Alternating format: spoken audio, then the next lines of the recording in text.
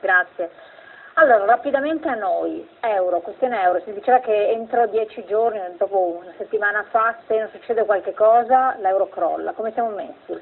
Allora, questa è la situazione, no? Parte tutto, il problema dell'euro al momento parte dal debito pubblico italiano, perché sta di fatto che il debito pubblico italiano non è sostenibile e anzi queste manovre appena fatte da Monti casomai peggiorano la situazione, perché è cercare di arrestare proprio prima che la nave affondi.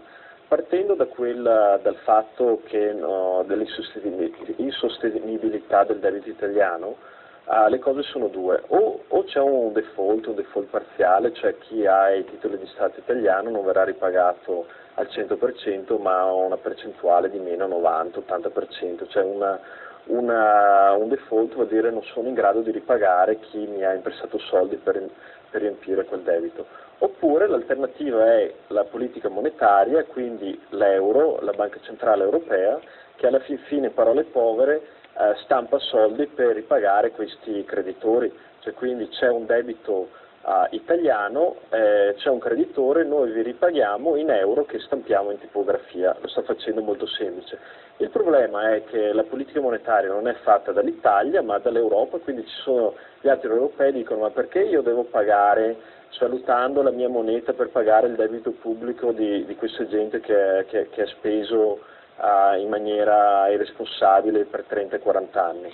Quindi casomai c'è la possibilità che ci sia questa svalutazione, ma anche che alcuni paesi virtuosi, tipo la Finlandia, dicono: io con questo tipo di euro non ci voglio stare.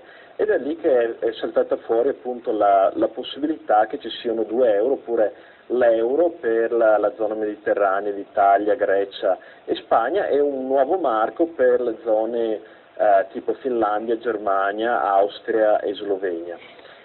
Questo adesso insomma siamo a livelli di pettegolezzi perché non sappiamo di sicuro, però è sicuramente possibile che se la decisione a livello di Draghi della Banca Centrale Europea è di pagare, di monetizzare il debito italiano, sicuramente ci saranno forti pressioni per spaccare, ma non dalla Grecia, dall'Italia, ma dalla Finlandia, dalla Danimarca.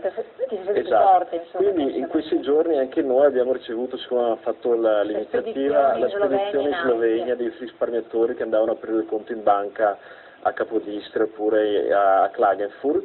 Abbiamo ricevuto un sacco di richieste appunto per andare a aprire questo conto all'estero, e ci toccherà fare un'altra spedizione, un'altra corriera la settimana prossima. Quindi uno portando nella vicina Slovenia, nella vicina Austria, anziché direttamente in Germania, si può salvare o meglio di tutto andare in Germania? Il fatto è che se le cose non cambiano, restano così, allora non ci perdi niente, perché tanto avere degli euro qua o degli euro qua, siamo nell'Unione Europea, c'è libero movimento di capitale, in modo legalissimo, è una cosa legale, quindi è come dire: invece di avere il conto in banca in Veneto ce l'ho in Lombardia, alla stessa maniera invece di averlo in Veneto ce l'ho in Slovenia, quindi da quel punto di vista è legale.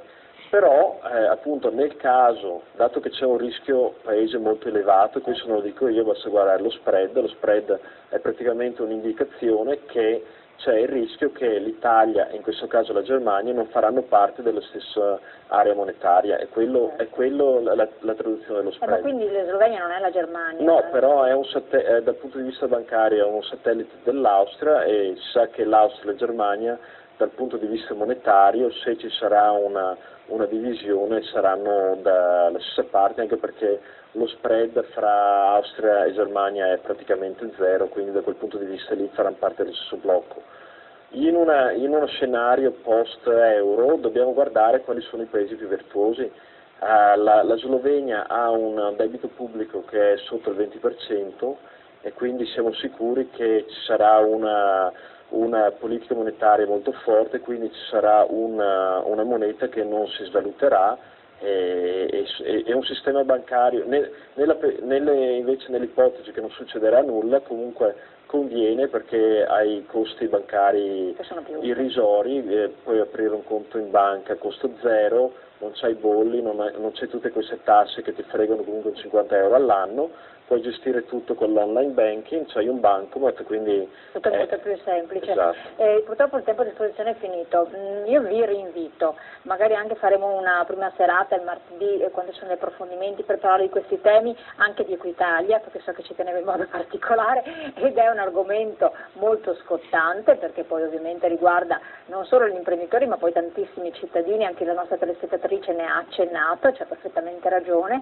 Parleremo di queste spedizioni, la prossima dovrebbe essere settimana, comunque siccome tanti telespettatori poi ci chiedono informazioni, c'è un sito, c'è qualche cosa? Sì, è venetostato.com, ecco, c'è per un avere modulo informazioni di questi movimenti, poi vedremo magari darvi ulteriori informazioni a cose recentemente fatte, quindi avremo ulteriori dati alla mano, anche perché questa manovra è recentissima e voi ci fornirete presto dati caldi da trasmettere ai nostri telespettatori. Grazie di averci seguito, grazie ai nostri ospiti qui in studio. Io vi ricordo questa sera il programma dedicato al calcio con Giorgio Polile, domani mattina dalle 7 alle 10, TV7 alle 7, e poi come sempre la nostra trasmissione, e poi ci sarà domani la prima serata sempre con noi. Grazie, arrivederci.